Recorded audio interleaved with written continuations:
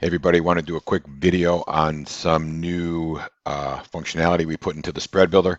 We've been getting a lot of conversation when we announced that we were going to remove the trade builder pretty soon. People like the old interface, so we tried to accommodate that as best we could.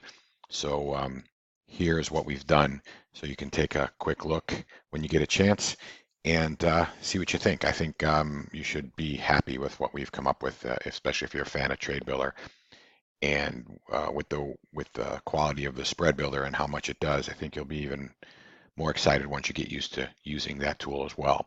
So first off, I want to show you a couple things. If you go into the My Account section, you're going to see there's two settings now, default spread builder tab and default spread builder add contract mode. So I have those set to classic and single. They could be analyzed here as well, and single or multiple here.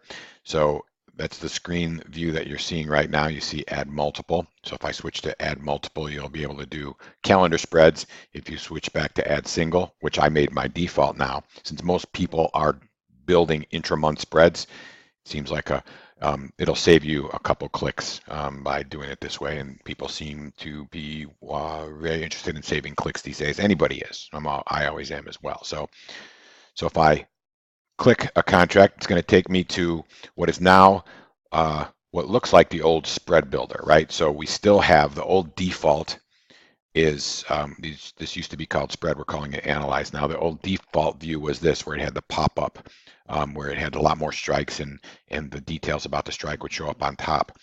But we had lots of users say, I like the old way. I can see everything I need. A lot of products trade within like one screen's worth of strikes, in particular the interest rate products. So we wanted to accommodate that, and here's our answer to that. So this is going to be really satisfying to old trade builder users, I think, because it's just very quick. The UI is much better. You can, we defaulted to 12 strikes up and down, plus the at the money. You can go lower strikes here, you can get higher strikes here, or you can say, I want to see more strikes altogether. The classic tab, you can choose what you want to see here as well. So I like somewhere in the middle in paging. The preference is yours. You have that opportunity to pick what you want.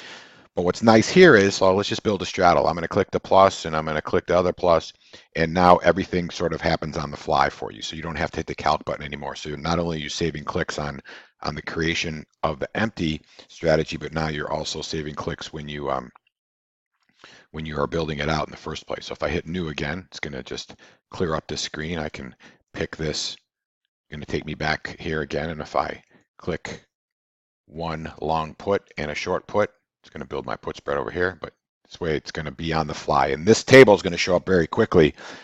The chart will lag a little bit depending on what product you are, but you'll be able to see your price rather quickly.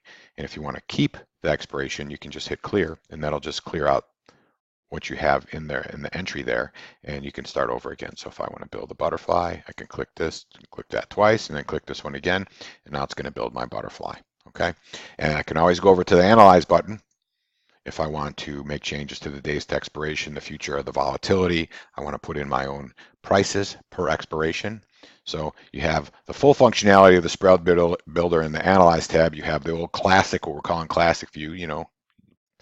That view is really old, and but people really like it. So we wanted to make sure people were happy, and here you are. So you can still hedge, right? I can hedge here. I can do an invert, turn this upside down, right?